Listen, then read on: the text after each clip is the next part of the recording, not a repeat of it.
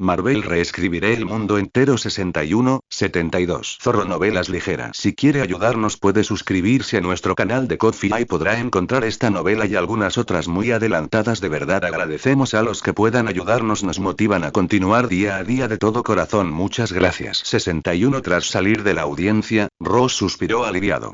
Mirando a Stearns, que permanecía en silencio a su lado, maldijo al inútil antes de que sus preocupaciones volvieran al ataque a la base. Un ataque a una zona militar restringida cerca de Nueva York, si no se gestionaba correctamente, las consecuencias podrían ser tan graves como perder la audiencia. Sin embargo, al regresar a la base militar con sus guardias, lo que vio Ross fue algo inesperado. El incendio en el depósito de municiones se había extinguido y el vasto campo de desfile solo presentaba cráteres de objetos pesados.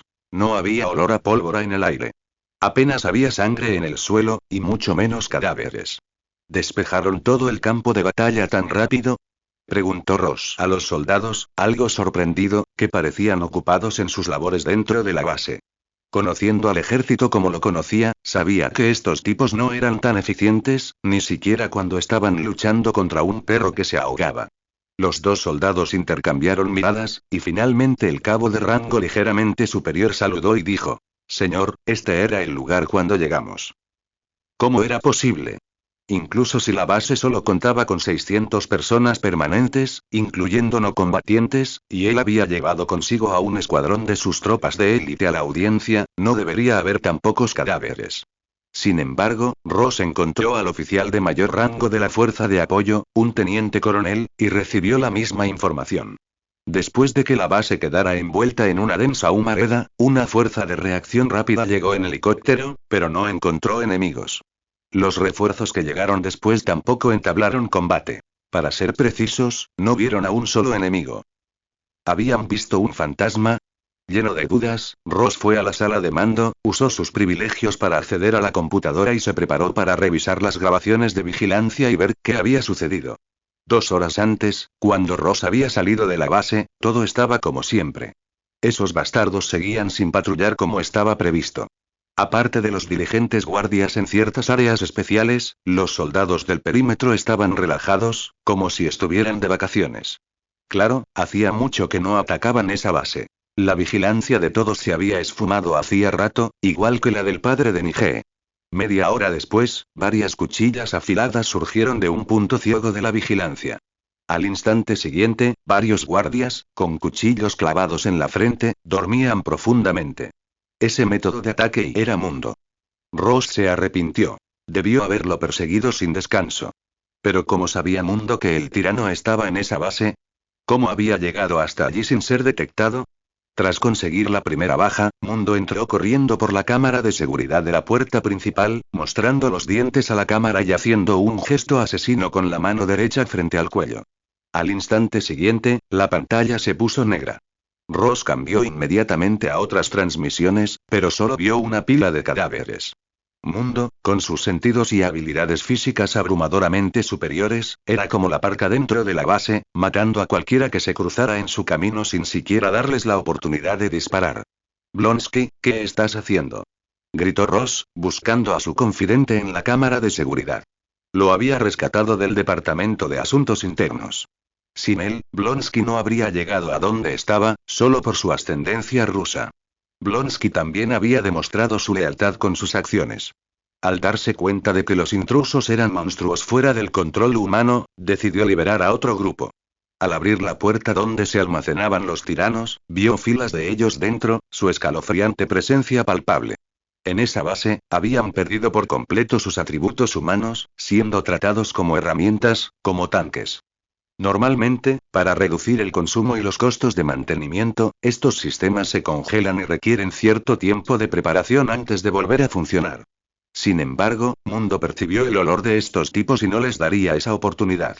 Irrumpió en la sala de almacenamiento de los Tyrants, disparando el rifle de Blonsky contra Mundo sin siquiera darle tiempo a mirarlo.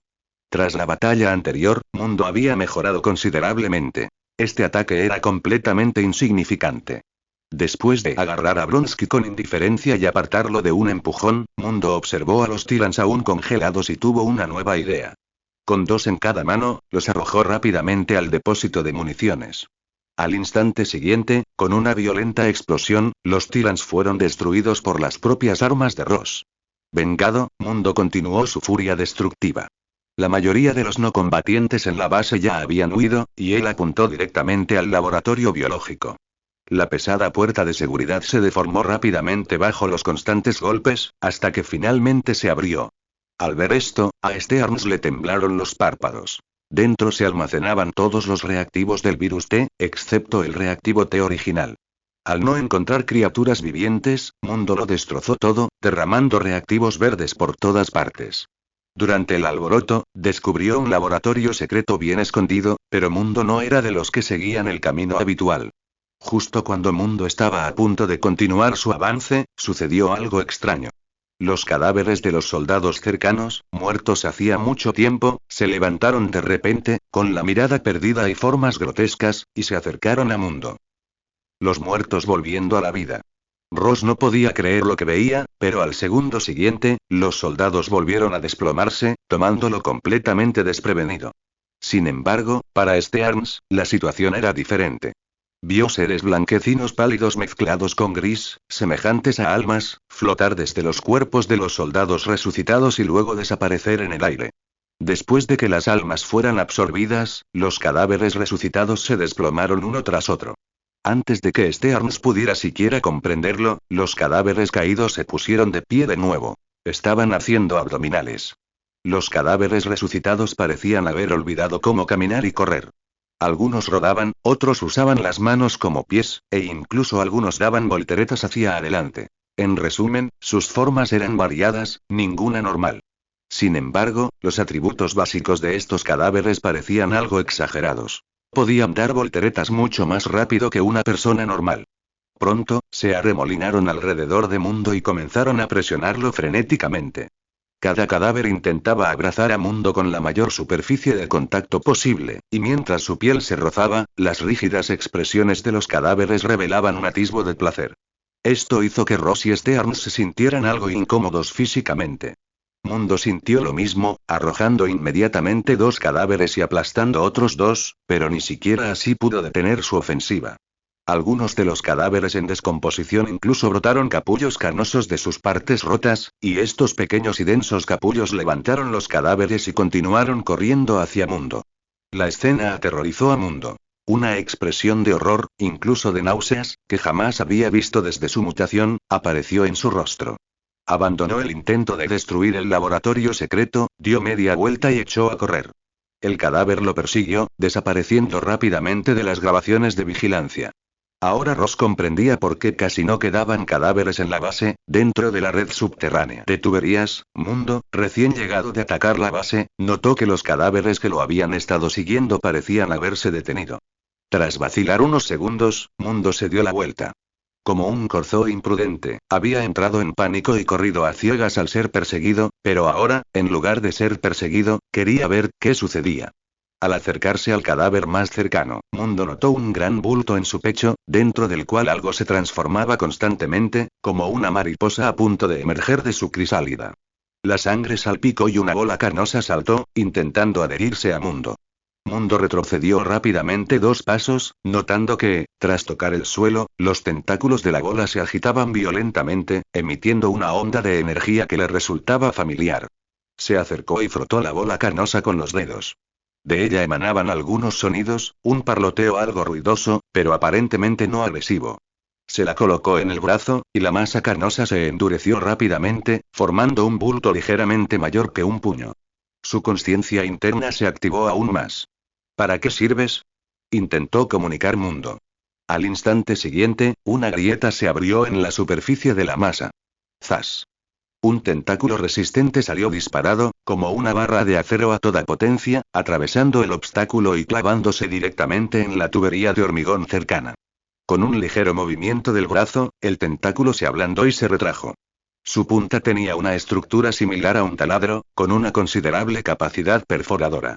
Así que esto era lo que había estado impulsando el movimiento de los cadáveres. Contenía células de tejido de Mundo especialmente modificadas, que lo atraían naturalmente. Sabiendo esto, Mundo ya no tuvo miedo y se volvió para unirse a sí mismo con todas las masas canosas que pudo encontrar. El número de ellas no se correspondía con el número de cadáveres. Muchos habían muerto en la lucha con las células de Hulk, pero uno o dos probablemente se habían dispersado por el camino, desconociéndose su paradero. Con tantos parásitos reunidos, la mente de Mundo era como una gallina, un pato y un ganso en plena reunión, con diversas conciencias chocando y discutiendo constantemente. Pero daba igual. Mundo no tenía mucho cerebro, así que discutieran si querían. Este efecto secundario no le afectaba, absorto en la diversión de su nuevo juguete. Pero si se tratara de una persona normal, probablemente ya estaría enloquecida. Era prácticamente un caso grave de trastorno de personalidad múltiple, y además, bastante independiente. Para controlar tantos parásitos, uno tenía que ser un tonto como Mundo, o un ser trascendente con gran sabiduría y fuerza de voluntad. Mientras tanto, en el hospital de campaña, Bronsky yacía en una cama, conectado a varias máquinas para mantenerse con vida, pero según el médico, incluso en su mejor momento, probablemente no sobreviviría a la noche. Los ojos arrugados de Bronsky se esforzaban por moverse, intentando ver a la persona detrás de Stearns. Stearns estaba de pie junto a él. No mires. Ross no vino. Está decepcionado de ti y de mí. Podríamos quedar abandonados. El ánimo de Bronsky se hizo añicos. Su mente, alucinada, estaba repleta de la imagen de Mundo, cuyo inmenso poder destruía fácilmente todo lo que tenía. En ese instante, Stearns sacó un reactivo del bolsillo.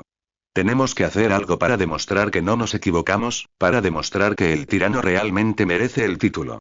Stearns miró a Bronsky. Si estás dispuesto a correr un último riesgo, mueve el dedo. Stearns estaba poniendo a prueba la voluntad de vivir de Bronsky y si ésta había sido completamente aniquilada. En su mano sostenía el suero T original, distinto de la transcripción viral utilizada por esos tiranos. Sin necesidad de pruebas, Stearns sabía que para resistir los efectos de este suero, uno debía poseer características sobrehumanas. Tras colocar el suero horizontalmente sobre la cama del hospital, Stearns retrocedió unos pasos. Bronsky observó el suero tan cerca, y los músculos de su mano fracturada se contrajeron. Sus dedos avanzaron poco a poco, hasta tocar el suero. Muy bien, por tu carrera y tu reputación, por mi premio Nobel, juguémonos una última vez. Stearns tomó el medicamento, lo cargó en una jeringa y se lo inyectó directamente en la columna vertebral y el corazón a Bronsky, administrándole 2 dosis. Bip bip bip. Tras la inyección, la temperatura corporal de Bronsky se disparó y el equipo de monitorización a su lado activó la alarma. Los médicos acudieron rápidamente y comenzaron las maniobras de reanimación. Se le administraron diversos medicamentos por vía intravenosa y el marcapasos emitió una fuerte descarga eléctrica. Stearns permanecía a un lado, observando la mesa de reanimación, con la mirada fija en el paciente, percibiendo en él un anhelo infinito de vida y fortaleza. La reanimación duró varias horas, y en varias ocasiones los médicos estuvieron a punto de rendirse, pero el cuerpo de Bronsky les decía: intentadlo de nuevo, aún hay esperanza. Por la noche, Bronsky vivió el momento más crítico. Las células de su cuerpo se dividían a un ritmo anormal, reparando cada lesión. Los médicos jamás habían visto nada igual. Solo podían seguir alimentándolo, y no había nada más que pudieran hacer. Tras recibir una cantidad desconocida de solución nutritiva, el tamaño de Bronsky aumentó más del doble, y le aparecieron espolones óseos afilados que incluso le perforaban la piel a ambos lados de la columna. Ross, tras recibir el informe médico, por fin mostró interés en visitar a Bronsky. Estaba al borde de la locura por diversas cosas.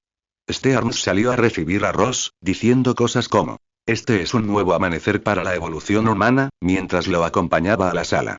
Ross permaneció en silencio todo el tiempo. Su confianza en Stearns se había agotado por completo, y esas palabras vacías habían perdido su significado. ¡Zas! La mampara entre las camas del hospital se abrió de golpe. Los dos hombres se quedaron paralizados. La habitación estaba vacía, salvo por vendajes rotos y agujas fracturadas. ¿Qué estaba pasando? ¿Dónde estaba Bronsky? De repente, un alboroto estalló en el pasillo. Han matado al doctor. En la morgue. Stearns tuvo un mal presentimiento y corrió con los soldados a la morgue improvisada, donde se guardaban los pocos cadáveres encontrados en la base. En la penumbra y el aire frío, Stearns vio el nuevo amanecer de la evolución humana del que había hablado. Bronsky había abierto el ataúd de hielo y estaba tendido sobre el cadáver, haciendo algo. Al percibir el alboroto en la puerta, Bronsky se giró, con una masa de carne recién tragada y varias extremidades cercenadas en la mano. Parecía un necrófago. Ross fulminó con la mirada a Stearns y luego agitó la mano. Dispara. Dispara. Pero Bronsky fue más rápido. Las espuelas de su columna se dispararon, clavando los objetivos a la pared con precisión milimétrica. Sintiendo cierta incomodidad, Bronsky simplemente unió sus extremidades a su propio cuerpo, los músculos retorcidos actuando como puntos de sutura para completar la conexión. Solo había percibido el poder compartido y tenía hambre, así que había venido a cazar. Caminó paso a paso hacia Ross y Stearns, quienes estaban empalados en la pared, escuchando sus súplicas. ¿Lo recuerdan? Yo fui quien los ascendió. Las últimas palabras de Ross se cortaron cuando su cabeza fue arrancada y cosida al cuerpo de Bronsky junto con sus manos. Soy su creador, no pueden matarme, aún quiero el premio Nobel. Stearns solo podía soñar con esto en su próxima vida. Su cabeza fue colocada cuidadosamente sobre el hombro de Bronsky, junto a la suya. Porque Bronsky sentía que esta persona era más inteligente que él en muchos aspectos, así que su cerebro le era útil. El cráneo suturado abrió la boca, hablando constantemente de dolor y obsesión. Absorto en aquel sonido, Bronsky salió del hospital. Se dirigía a la base militar, donde necesitaba una máquina de rayos gamma lo suficientemente grande. La alarma de emergencia se activó en el momento en que Bronsky salió del hospital. El hospital no estaba lejos de Nueva York, una importante metrópolis internacional. Si se tratara de una invasión alienígena, cierto revuelo sería comprensible, pero esto era diferente. Por lo tanto, había que lidiar con Bronsky con la mayor discreción posible, idealmente tan discretamente que nadie se diera cuenta. Como mínimo, debía limitarse a la situación que Tom y Obadiah habían vivido. No podía escalar bajo ningún concepto. Si provocaba pánico y dañaba la confianza de los inversores, la economía de la ciudad sufriría un duro golpe, e incluso podría dañar su reputación internacional. Por lo tanto, tras varias transferencias, la llamada de auxilio llegó a Tom y Banner, que estaban de fiesta. Tras escuchar la breve y concisa descripción de la situación por parte de Nick Fury, sus rostros se tornaron serios de inmediato. Betty y Pepper se dieron cuenta de que algo definitivamente iba mal. Lo siento, la fiesta tiene que suspenderse, dijo Banner tras colgar. Está bien, cuídate, ten cuidado, dijo Betty, mirándolo a los ojos. Pepper abrazó a Tony. Todavía no quiero cambiar de trabajo. Ten cuidado. Tony asintió y miró a Banner. Iré primero. Llevar la armadura limitará mucho tu velocidad. El jet de Nick Fury ya viene y debería llegar pronto. Lo sé. Mantente en contacto, dijo Banner, señalando su auricular. Tony se giró y echó a correr, saltando de la plataforma del helicóptero. Los engranajes se iluminaron al instante de caer. Armadura activada. ¡Boom! Con el rugido de los propulsores, Iron Man salió disparado hacia el cielo desde debajo de la plataforma, dejando 2 estelas de fuego. Su velocidad volvió a alcanzar el límite, y Tony llegó rápidamente a la cima de la base militar, comenzando su búsqueda de objetivos. Debido al ataque diurno, la zona estaba temporalmente acordonada, lo cual era una buena noticia para Tony. Al menos no tenía que preocuparse de que los combates afectaran a los transeúntes. El detector escaneó hacia abajo y rápidamente localizó a Bronsky, que no hizo ningún intento por ocultar sus movimientos. La abominación, que había escapado del hospital, había crecido hasta casi 4 metros de altura, con 3 cabezas en el cuello y varios brazos que le salían de la espalda de forma desordenada. ¡Qué Neza tan siniestro, digno de Cthulhu! Grandote. Imposible pasar. Un disparo de cañón del tamaño de la palma de la mano, a instancias de la advertencia de Tony, impactó en el camino de Bronsky. Nick Fury había dicho por teléfono que Bronsky parecía haber enloquecido y se dirigía rápidamente hacia la base militar atacada. Los analistas creían que quería usar el generador de rayos gamma especialmente diseñado que allí se encontraba. Además, varios jefes de departamento habían autorizado simultáneamente a Tony y Banner a usar cualquier medio necesario para impedir que Bronsky se acercara a la base, incluyendo la eutanasia. Pero Tony no se sentía cómodo matando gente sin más. Estaba dispuesto a negociar. Sin embargo, Bronsky no lo estaba tanto. El flujo constante de voces contradictorias en su cabeza le impedía distinguir sus propios pensamientos. En su estado de confusión, ahora estaba terriblemente agitado. Tras una parada repentina, Bronsky arrancó una punta ósea y la lanzó contra Tony en el aire.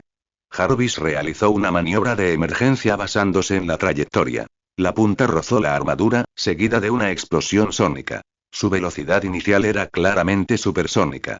Las advertencias y los intentos de disuadirlo fueron inútiles, y Tony ya no se contuvo. Unos patrones azules iluminaron la palma de la armadura, y tras una breve carga, 2 rayos láser salieron disparados. Bronsky, instintivamente, levantó la mano derecha para protegerse la cabeza, y en un instante, un olor a quemado llenó el aire. 5 segundos después, el emisor láser de pulso se sobrecalentó y se apagó, dejando una quemadura circular de 30 centímetros en el brazo de Bronsky, lo suficientemente profunda como para dejar el hueso al descubierto. Antes de que Tony pudiera siquiera evaluar el daño, vio brotar tejido de granulación de la herida, y ésta sanó al instante, al menos superficialmente. Rugido. Bronsky rugió, reuniendo brevemente sus fuerzas antes de saltar hacia Tony en el aire. Su velocidad era increíble. Era como una bala de cañón, cuyo impacto creó un cráter bajo sus pies. Tony esquivó el ataque con facilidad tras ganar altura. Volar, naturalmente, le proporcionaba una ventaja considerable en combate. Por desgracia, ni siquiera su arma perforante más potente le había hecho mucho daño, lo que dificultaba acorralar a Bronsky.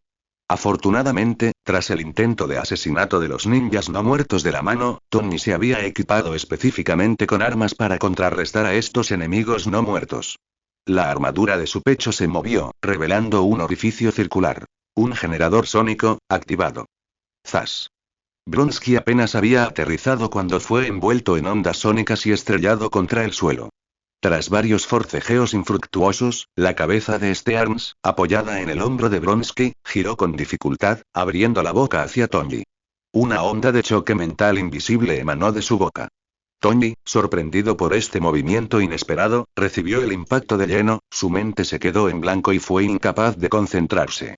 Su armadura se tambaleó y se desplomó en otra dirección, pero afortunadamente, la resistencia mental de Tony era alta y se recuperó rápidamente. Tras sufrir un revés, Tony comenzó a mantener una distancia prudencial y a concentrar su atención en las decoraciones del cuerpo de Bronsky, mientras intentaba usar el ataque sónico para volver a atacarlo. Sin embargo, la mente del general Ross también entró en juego, dotándolo de ojos en la nuca. Cada vez que se activaba el generador sónico, Bronsky realizaba movimientos erráticos para esquivar. Mientras esquivaba, la cabeza de Stearns giraba amenazadoramente y, de vez en cuando, su brazo a la espalda sacaba púas óseas que disparaba al cielo, obligando a Tony a maniobrar. Desde la superficie, Tony tenía una clara ventaja, pero no podía detener el avance de Bronsky. Se acercaban cada vez más a la base. Finalmente, tras unos minutos más de combate, llegó el King de Shield. Banner echó un vistazo al campo de batalla, calculó la altitud y dijo: no hace falta descender más. El enemigo tiene capacidad de ataque de largo alcance. Abran el fuselaje directamente. Entendido, fuselaje abierto. El capitán mantuvo el caza en el aire. Esta aeronave estaba equipada con un sistema antigravedad, que permitía el despegue y aterrizaje vertical, además de mantenerse en vuelo estacionario. Banner saltó. Hulk. ¡Au! Un Hulk eufórico alzó el puño en el aire, acompañado de un fuerte silbido, y lo estrelló directamente contra Bronsky. ¡Bum! Una enorme nube de polvo se elevó. Hulk negó con la cabeza, salió del cráter y aterrizó ileso, aunque sin sufrir heridas graves. Bronsky, con su visión de 360 grados, hizo un último giro para esquivar el puñetazo de Hulk. Tony flotaba junto a Hulk, y ambos contemplaban al monstruo que tenían delante. El rugido de los propulsores, la respiración agitada de Hulk y el crujido de las extremidades de Bronsky se mezclaban, resonando en el cielo nocturno. Mientras ambos bandos se enfrentaban, Bronsky sintió que el ruido en sus oídos se volvía cada vez más caótico. Parecía haber una especie de música seductora mezclada, y su naturaleza humana, activando su sexto sentido, le advertía constantemente: no respondas, no respondas. Sin embargo, esa voz, en medio del ruido ensordecedor, era como una piedra arrojada al océano, sin crear ondas.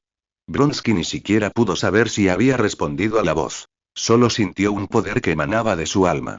Una ola invisible envolvió todo el campo de batalla. Tony lo miró atónito. El tamaño de Bronsky acababa de aumentar rápidamente de nuevo. Ha mutado otra vez. ¿Qué clase de híbrido es este?, exclamó Tony, sin poder evitar maldecir.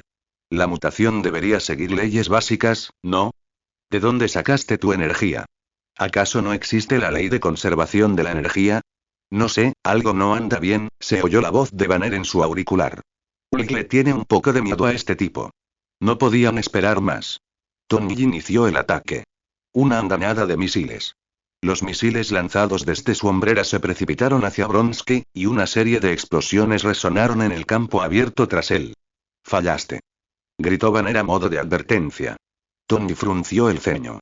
«Jarvis, realiza una autocomprobación. No se detecta ninguna anomalía». La respuesta de Jarvis fue rápida, pero el resultado no era el que Tony esperaba. Justo entonces, la llave en su pecho se iluminó de repente, irradiando una luz multicolor. Bajo la luz, todo a su alrededor onduló, capas de imágenes residuales que se fragmentaban y regeneraban constantemente. «Tío Stark, ¿necesitas ayuda?», resonó la voz de Mia en la mente de Tony. «¿Estás despierta?», exclamó Tony sorprendido. «¿Me ayudas a ver qué sucede?». «Sin problema». Visión psíquica, activada. Con la voz de Mia, una energía fría se concentró en los ojos de Tony, revelando otra faceta del mundo. Una mezcla de blanco y negro, donde todo parecía perder su color. Tony observó fijamente. Detrás de Bronsky, una espesa niebla negra se alzaba, y dentro de ella, 3 rostros distintos se atacaban entre sí aullando de agonía. ¿Qué es eso? Parece, fuego infernal. Infierno. Sin tiempo para pensar, Bronsky se abalanzó sobre Tony, y las espuelas óseas de su espalda se dispararon con una contracción muscular. La consiguiente lluvia de proyectiles cubrió el espacio alrededor de Tony. ¡Bum! ¡Bum! ¡Bum! Los cañones de energía estallaron en el aire, creando una red defensiva que dispersó todas las espuelas. Tras recuperar la visión al ganar altura, Tony vio a Bronsky a horcajadas sobre el rostro de Hulk, golpeándolo sin piedad. Sin embargo, Hulk no contraatacó, permaneciendo inmóvil como un idiota. ¿Cómo era posible? En su pánico, Tony notó un ojo abierto en la parte superior de la cabeza de Bronsky, un enorme globo ocular que lo miraba fijamente. Con solo esa mirada, una fuerza repentina atravesó la mente de Tony. Olvidó que estaba en un campo de batalla y una serie de alucinaciones inundaron su mente.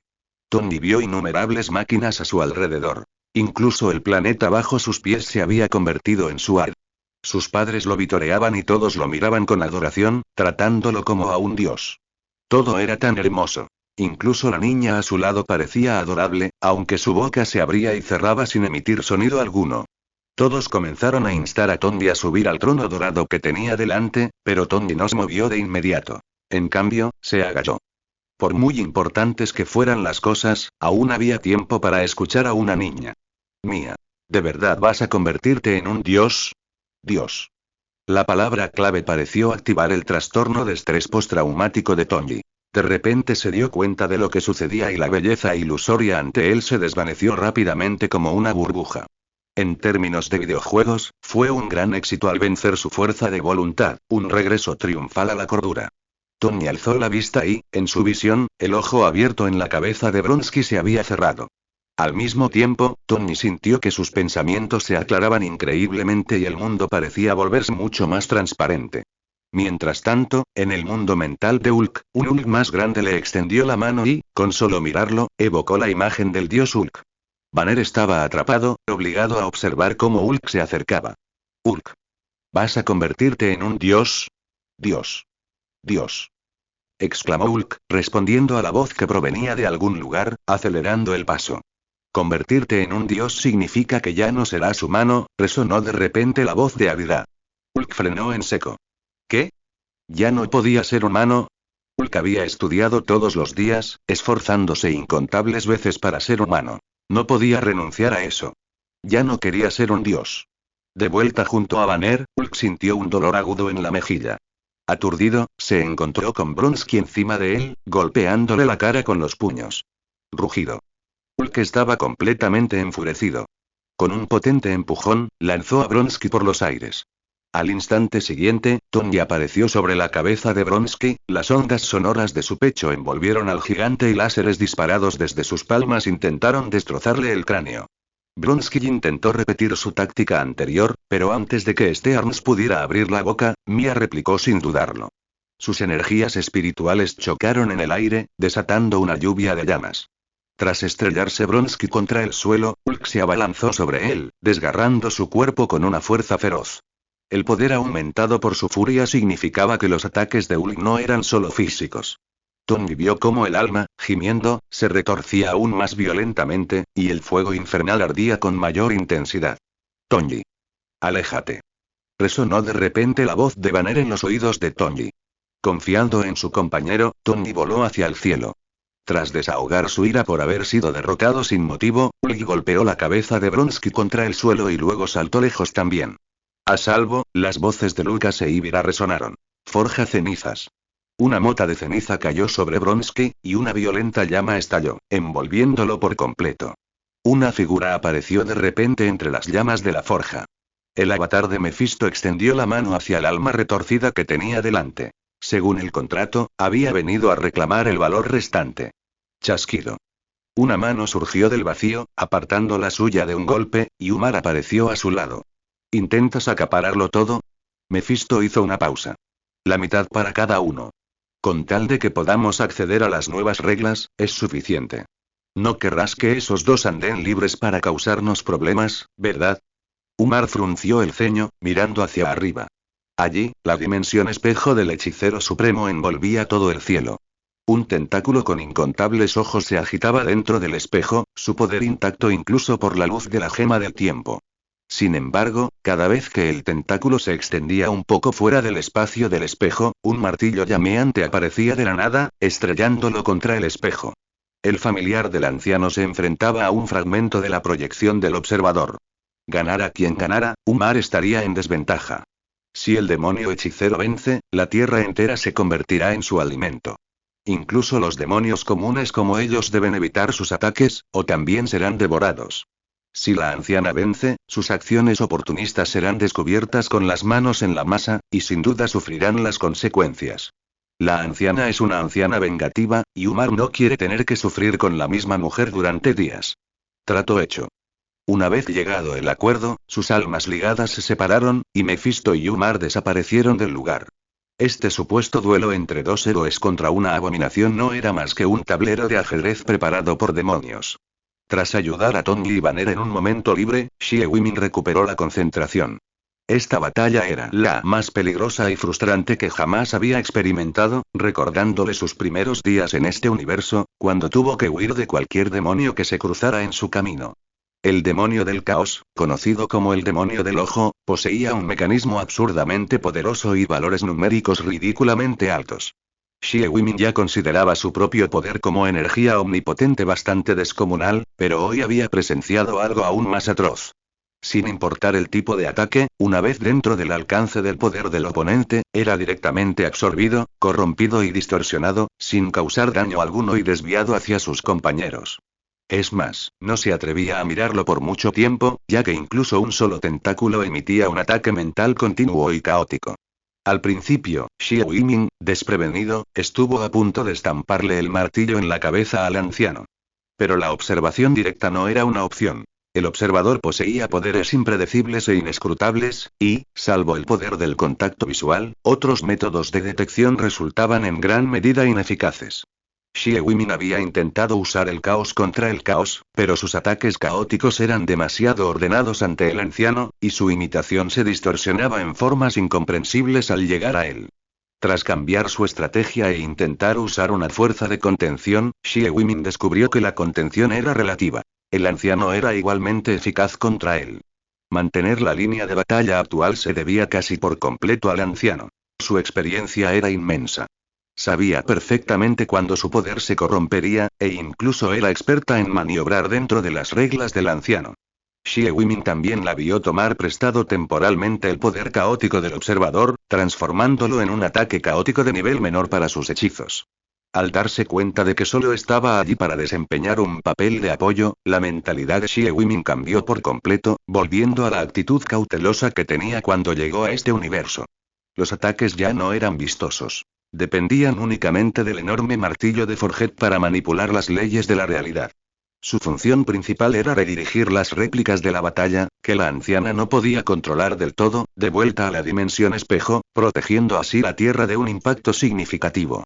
Tras aclarar su papel, la anciana finalmente añadió a Forget a su equipo, permitiéndole recuperar su poder cuando la gema del tiempo se reiniciara. Según el progreso actual del exorcismo, Xie Wimin estimó que esta batalla, librada en las sombras, duraría décadas. En ese instante, un arco iris irrumpió desde el cielo, obligando a uno de los tentáculos a cerrarse y difuminando su ataque. Toma esto. Resonó una voz atronadora, y un rayo de luz surgió del arco iris, impactando directamente contra el tentáculo. Al instante siguiente, innumerables gritos resonaron y Valhalla descendió. Cada uno de los héroes, al entrar en el campo de batalla, se transformó inmediatamente en un hombre musculoso y tuerto. El más fuerte y feroz de todos se abalanzó sobre la verdadera forma de los tentáculos del ojo de Agamotto, constreñidos por las leyes de la realidad. Su enorme puño golpeó con violencia cada uno de los ojos abiertos. Su destreza en combate hacía honor a su nombre como rey de los 9 reinos. La fuerza de sus puñetazos pulverizó incluso las llamas encendidas hasta convertirlas en partículas elementales. Con poderosos refuerzos, la anciana por fin tuvo vía libre. El ojo de Agamotto giró rápidamente, anclándose a un punto en el tiempo corrompido. Cambio de espejo. Tentáculos de múltiples puntos en el tiempo fueron atraídos a la fuerza al presente. La anciana trazó un círculo con su mano derecha frente a ella, y la mano fantasmal de Visanti emergió, presionando los tentáculos que se agitaban sin cesar. El espacio-espejo se solidificó por completo y, combinado con la detención del tiempo, los tentáculos quedaron confinados a esa pequeña área. Tras fijar el objetivo a la anciana, Odín se retiró al unísono, alzando su mano derecha. Espíritus heroicos se transformaron en corrientes de luz y entraron en su palma, y Gungnir se materializó gradualmente. La lanza era increíblemente pesada. Ni siquiera Odín podía levantarla con facilidad. En la punta, las dimensiones se desgarraban, y su afilada aura revelaba un poder destructivo. Matadioses. Era imposible ver cuando se lanzaba la lanza. Solo se veía la devastación que llenaba el campo de visión, las dimensiones y barreras destrozadas. Después de que el observador se retirara, la anciana se cruzó de brazos, el tiempo se estremeció y todo pareció volver al estado anterior a la invasión. Habiendo repelido el ataque, Fork se apartó con su martillo, observando a las dos poderosas figuras en acción. Realmente no podía intervenir en esta situación. Odín miró a Fork, luego desvió la mirada más allá del mundo. Pudo ver que Fork era solo una cáscara vacía. Dios Rey, la anciana hizo una reverencia muy cortés, gracias por su ayuda. Es mi deber, pero la próxima vez que necesites purificar la infiltración y corrupción del observador, avísame con antelación, dijo Odín, volviéndose hacia el anciano. Esta batalla no era la primera vez. El observador invadía y corrompía simultáneamente incontables mundos. La Tierra, como punto de intersección dimensional de este universo, debía ser purificada activamente cada 10 años aproximadamente. De lo contrario, si el poder acumulado por la infiltración se volvía demasiado grande, sería problemático y requeriría refuerzos. Lo haré, pero esta vez hay algunas circunstancias especiales, dijo el anciano, mirando a Fork, atrayendo también la atención de Odín. ¿Tu sucesor? Preguntó Odín. Uno de los candidatos, respondió el anciano. En un instante, Odín apareció junto a Zu, rodeándolo y examinándolo. Un buen joven, solo un poco tímido y algo rebelde. Mientras hablaba, Odín se inclinó, con sus cuencas vacías fijas en Zu, encontrándose con la mirada de Xie Wimin a través de él. La omnipotencia es la incapacidad absoluta. Tener siempre una salida es no tenerla nunca, dijo Odín con voz de anciano, aunque Zu parecía mucho mayor. Xie Wimin guardó silencio. Lo que digas es cierto, no voy a discutir. Al ver el silencio de Zu, Odín rió con ganas. No está mal, al menos mejor que mi familia. Luego miró al anciano. Tengo asuntos familiares que atender, así que no me quedaré más tiempo. Tras llevarse a Odín por el puente arcoíris, el anciano se acercó a Zu. ¿Qué te parece? Parece muy ocupado, dijo Zu. Una verdad simple. Un líder debe ser capaz de asumir responsabilidades. ¿Crees que puedes? Preguntó el anciano, sosteniendo el ojo de Agamotto frente a Zu. Parecía que podía alcanzar la gema, pero no se movió. Xie Wimin conocía sus limitaciones. Incluso si conseguía la gema, no podría, como el anciano, bloquear los tentáculos del demonio del ojo. Los artefactos y las maravillas, en definitiva, no son más que objetos. Su poder depende de quién los empuñe. La anciana guardó la gema del tiempo. Habéis visto la línea temporal, pero recordad que, incluso dentro de este universo, innumerables individuos la han visto. Zu asintió para indicar que comprendía. El anciano manifestó entonces otra información. Una escena de Mefisto y Yuma repartiéndose el botín. En la imagen, sus figuras estaban extremadamente borrosas. La naturaleza de los demonios dimensionales interfería con esta reproducción del pasado. Establecer una regla es bueno, pero debes acostumbrarte a que la usen en su beneficio una vez que te conozcan. Y debes aprender esta técnica, porque algún día tendrás que abandonar este mundo. Espero que cuando nos volvamos a encontrar, hayas madurado un poco. Al fin y al cabo, no te queda mucho tiempo. Tras la desaparición del anciano, la imagen ante Zhu se hizo añicos, transformándose en información que cayó en manos de Zhu. Esta información se refiere a una religión neoyorquina, el culto del apocalipsis. Su doctrina proclama un apocalipsis inevitable, un mundo purificado y la humanidad destruida, y que solo quienes se unan podrán escapar y ascender al cielo bajo protección divina. Además, todos los supervivientes se convertirán en grandes seres que liderarán un nuevo mundo y un nuevo orden, asumiendo la responsabilidad de revivir a la humanidad. Vale, un ejemplo clásico de lógica y narrativa absurdas. Es menos creíble que soy Qin Shi Huang, dame 50 bits y te convertiré en un gran general. Y fíjense en quién es su supuesto dios. Esperen, y el eterno líder de la oscuridad, el mismísimo controlador del infierno, el dios creador del mundo caótico. Xie Weimin se quedó atónito al ver esos tres pronombres. Si la doctrina no hubiera afirmado que esos tres pronombres provenían del mismo dios, habría pensado que esta iglesia fue creada por Umar y Mefistófeles. Pero incluso si no fue creada por ellos, el uso de esos términos probablemente ya ha llamado su atención. Any use such negative terms to refer to the God who will save humanity from the apocalypse? After flipping through the doctrine, it mentioned that after cleansing the world, the gods would ascend to become the Lord of Light, the creator of heaven, and the supreme deity. Godness, the gods seven have a path to promotion. Kite modern in death. Xie Weimin felt that this sect was like a self-made company with its own gods, and each of was to head the company listed on the stock exchange, after which the gods would make them leaders of the new world. That was the reward. White, most people who believe in cults these days are ignorant. Making it so complicated, with this built-in suspense and deception, would they really be followed? Could this church really grow so large? Well, that's exactly what they wanted to remain small. This wasn't a proper sect to begin with. As Pope Edgar Blackwood, his initial reason for founding the sect was to better study historical symbolic events like the apocalypse in religious studies. Podría decirse que la secta inicialmente parecía un perverso experimento sociológico y religioso. No fue hasta que la gente empezó a ofrecerle limosnas y donaciones que se vio incapaz de escapar de esta broma. Durante los últimos 10 años, esta secta había ayudado a Edgar a pagar sus préstamos estudiantiles, a comprarle una pequeña villa al contado y a acumular una considerable fortuna. Todo era maravilloso, mucho más allá de las expectativas de Edgar, hasta que descubrió que los fantasmas y los dioses podrían existir de verdad en este mundo. Su santidad, ¿qué ocurre? Preguntó Buckwalton a Edgar en voz baja, con el rostro lleno de adulación. Edgar, momentáneamente atónito, retrocedió un paso. Este buque era uno de los mayores incautos de la iglesia, un nuevo rico con suerte, un aprovechado. Nada, ¿qué acaba de decir? Dijo Edgar, mirando involuntariamente el crucifijo en la mano de Buck. Esto es una ofrenda de Dios. ¿Podría darme algunas indulgencias más? Dijo Buck descaradamente. Esta es una ofrenda a un dios falso. Está profanando a Dios. Edgar gritó para disimular su pánico, pues notó que el crucifijo empezaba a sangrar, pero Buck parecía completamente ajeno a ello.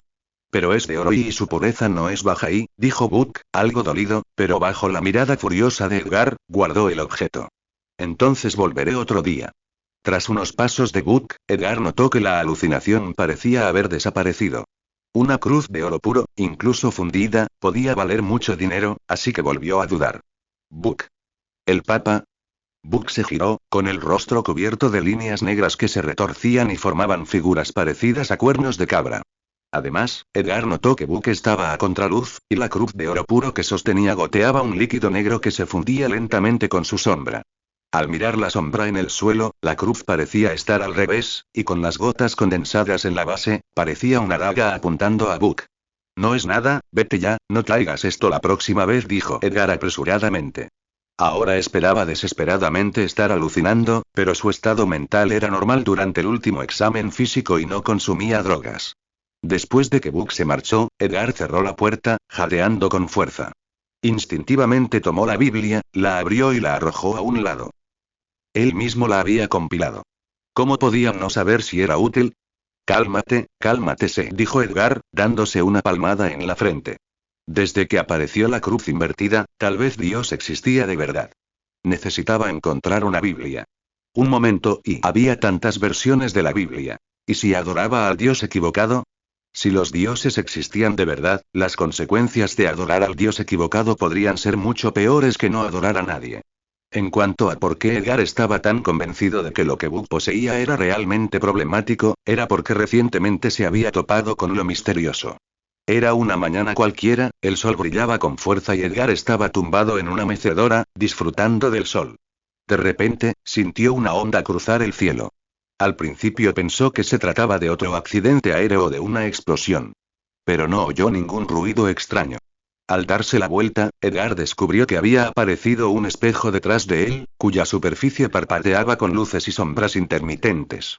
A través del espejo polvoriento, Edgar pareció ver otro mundo y una puerta cerrada. Partículas de polvo flotaban entre la puerta y el espejo, obstruyendo su visión. Al mismo tiempo, Edgar oyó una voz que pronunciaba palabras incomprensibles, pero inexplicablemente, supo que tras esa puerta había un lugar llamado Mansour. Un instinto lo impulsó a acercarse para limpiar la lente. Sin embargo, como graduado de una universidad de la Ivy League con un doctorado en estudios religiosos y semiótica, especializado en profecía apocalíptica medieval y simbolismo oscuro, Edgar reprimió racionalmente ese instinto. Interrumpía sus pensamientos con frases triviales y sin sentido, intentando acallar la voz en su cabeza. Independientemente de si funcionó o no, después de lo que pareció media hora, el espejo desapareció y todo volvió a la normalidad. Edgar miró la hora y vio que solo había pasado un minuto, pero ya estaba empapado en sudor, con la cabeza palpitante, como si hubiera exigido demasiado a su cerebro. Después, Edgar estuvo gravemente enfermo durante 3 días, postrado en cama, agradecido de haber mantenido su estado y de no haberse molestado en limpiar la lente. Creí que el asunto estaba zanjado, pero hoy ha ocurrido algo más. ¿Qué debo hacer? ¿Qué debo hacer? Si Book descubre su anomalía y me pide ayuda, y no puedo ayudarlo, ¿no quedaría al descubierto? No, pensar en quedar al descubierto en un momento como este no tiene sentido. Si esa anomalía realmente me afecta, sería lo peor. Necesito esconderme. Edgar decidió pedir permiso y abandonar Estados Unidos por un tiempo. Actuó con rapidez. Edgar era muy eficiente. Empacó rápidamente sus pertenencias y algo de ropa, y se dirigió directamente al aeropuerto. El sol de la tarde aún calentaba, pero Edgar no tenía ningún interés en mirar las luces y las sombras. Su mente estaba llena de especulaciones sobre la situación de Book. Al llegar al aeropuerto en taxi, le dio una propina con indiferencia y comenzó a elegir un destino para solicitar asilo. Debido al pánico, lo primero que pensó Edgar fue ir a Oriente Medio, o incluso a Noruega o Islandia. Pero después de recuperar la compostura, decidió no ir muy lejos. Brasil sería una buena opción. Podría hacerse una revisión dental, ya que los dentistas aquí eran demasiado caros. Justo cuando llegó a la taquilla, 2 policías lo flanquearon. Policía de Nueva York, señor Edgar Blackwood, por favor, acompáñenos, dijo el agente, mostrando su placa. Mientras hablaba, su compañero se puso la mano derecha en la cadera, con la mirada fija en las manos de Edgar que sostenían el dinero, listo para desenfundar su arma en cualquier momento. La mente de Edgar daba vueltas. Supuso que no podía ser que hubieran descubierto su papado. De lo contrario, la policía lo habría inmovilizado en el suelo en lugar de entablar una conversación tan cortés. Algo debía haber ocurrido, pero él estaba involucrado. ¿Puedo preguntar qué sucedió? Estaba a punto de irme de viaje, dijo Edgar, colocando las manos a la vista del agente. El agente vaciló. Usted conoce al señor Book, ¿verdad? Lo han asesinado. ¿Cómo es posible? Lo vi esta mañana. Exclamó Edgar, presa del pánico, callándose de inmediato al darse cuenta de su error. Comisaría de Keynes. En la sala de conferencias, varios detectives y agentes antisectas discutían el caso. El inspector jefe George Stacky entró con un documento en la mano, con semblante cansado. «Inspector jefe, ¿qué dijo el jefe?», preguntó un agente. «Todavía tenemos que resolver este caso en un plazo limitado. Esa gente rica de Keynes nos está presionando. Si no podemos descubrir la verdad rápidamente, nuestras donaciones del próximo trimestre probablemente se reducirán significativamente», suspiró George. «Por cierto, ¿cómo está Edgar? ¿Ha hablado?» «No, dijo que no dirá nada hasta que llegue su abogado», respondió el agente. Malditos abogados, maldijo George entre dientes, y luego rodeó con un círculo la foto de Edgar en la pizarra. Solo le había preguntado algo, pero la reacción de Edgar aumentó considerablemente sus sospechas. El cuerpo de Book fue encontrado esta mañana en su baño. La causa de la muerte fue una hemorragia masiva. El baño estaba lleno de objetos religiosos de diversas religiones, había cruces invertidas dibujadas en las paredes y el suelo estaba cubierto de runas de color rojo sangre. Claramente, se trataba de un asesinato relacionado con una religión desconocida. Edgar formaba parte del círculo de contactos de Book, era experto en estudios religiosos, había intentado viajar al extranjero y había afirmado indiscriminadamente haber conocido a la víctima esa mañana, lo que lo convertía en el principal sospechoso. Pero había un problema. Incluso sin el informe de la autopsia, George estaba seguro, basándose en su experiencia, de que Book no podía haber muerto esa mañana. El testimonio contradecía la realidad, pero no había razón para que mintiera. ¿Dónde radicaba el problema? Detective. Su abogado está aquí. De acuerdo, enseguida voy. George se reunió rápidamente con el abogado de Edgar, Jonathan Price. Socio de un bufete de segunda categoría en Keynes, un litigante consumado, vestido con un traje italiano a medida y un reloj de bolsillo de oro. La imagen perfecta de un sinvergüenza refinado. Detective, necesito hablar a solas con mi cliente. Jonathan esbozó su característica sonrisa. No. George se negó rotundamente. Sus reuniones deben ir acompañadas por un agente de policía. De acuerdo. La expresión de Jonathan permaneció inalterable, pero sintió un vuelco en el corazón. ¿Se revelaría la identidad papal de Edgar? ¿Lo implicaría? Al ver que Edgar no tenía restricciones, Jonathan descartó de inmediato su pensamiento anterior. Conocía muy bien los procedimientos policiales. Esto significaba que, al menos, no tenían pruebas contundentes para identificar a Edgar, lo que les dejaba un margen de maniobra considerable. Esta reunión era increíblemente aburrida y no aportaba nada al avance del caso. Jonathan no dejaba de interrumpir y corregir las palabras del agente, guiando a Edgar para que definiera vía Book esta mañana como un lapsus. Sí lo había visto esa mañana, pero no esa misma mañana. George empezaba a impacientarse. ¿Cómo iban a resolver el caso a tiempo con esto? Las imágenes de vigilancia y el informe de la autopsia acababan de salir. Aparentemente, Edgar no había tenido tiempo de cometer el crimen. Tenía una coartada muy detallada. Estaba dando una conferencia cuando Book murió. Señor Edgar, si no coopera, solicitaré una orden de arresto formal contra el sospechoso. No creo que este sea el resultado que desea, dijo George directamente tras abrir la puerta. Edgar miró a George en silencio. Su mirada incomodó profundamente a George. Detective, ¿puedo hablar con el cliente a solas ahora? Preguntó Jonathan tosiendo 2 veces. Solo tiene 5 minutos, dijo George, haciendo salir a sus hombres. Las cámaras de vigilancia de la habitación seguían grabando, pero durante los siguientes 5 minutos, las imágenes no se usarían como prueba. ¿Esto no tiene nada que ver contigo? Absolutamente nada. ¿Cuándo fue la última vez que viste a Book? Esta mañana. Soy su abogado, señor Edgar. Si no dice la verdad, no puedo ayudarle. No mentí. Probablemente no tengan pruebas contundentes. Te retendrán como máximo 24 horas. Puedes permanecer en silencio todo el tiempo, no te dejes inducir a hablar. Jonathan estaba algo nervioso. Todos eran cómplices de la secta, e incluso yo mentía. Esta reunión privada sería inútil, un desperdicio de buena voluntad. Sería difícil conseguir la misma petición la próxima vez. Espera, quiero ver la escena, dijo Edgar de repente. Jonathan lo miró, completamente confundido sobre lo que quería hacer. La expresión de Edgar era muy seria. Tenía la sensación de que podría haberse visto involucrado en algún incidente. No era propio de él quedarse de brazos cruzados.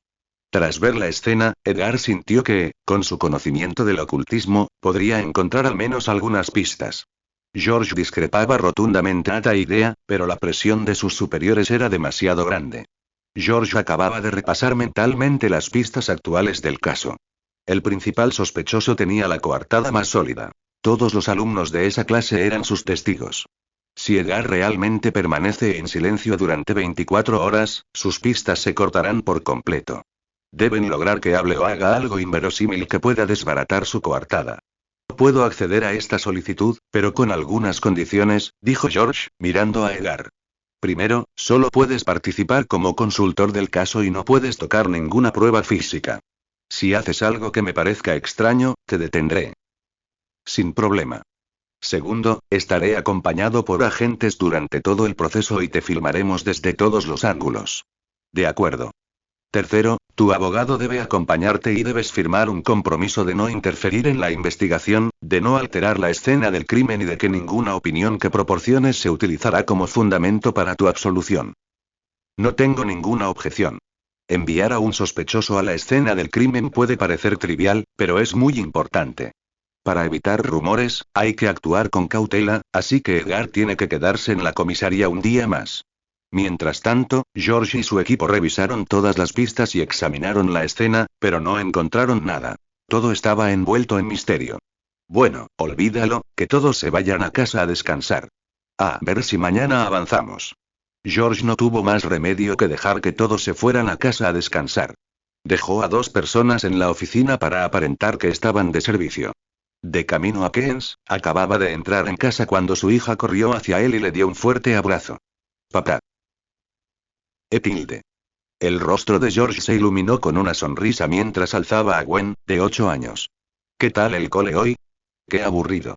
Ya me sé todo lo que ha enseñado la profesora. Gwen sollozó. Ni siquiera son tan buenos como es Mocoso, que suelda circuitos para el periódico del pueblo. ¿Mocoso? Por un instante, a George le sonaron las alarmas paternales. ¿Niño o niña? Se llama Peter Parker, probablemente un niño. Gwen reflexionó un momento.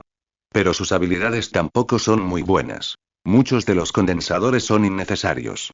¿Tienes alguna relación cercana con él? Preguntó George sin poder evitarlo. ¿Qué? Tú, el detective, ¿quieres investigar a un niño pequeño? Ellen Stacky se acercó, fulminó a George con la mirada y le arrebató a Gwen.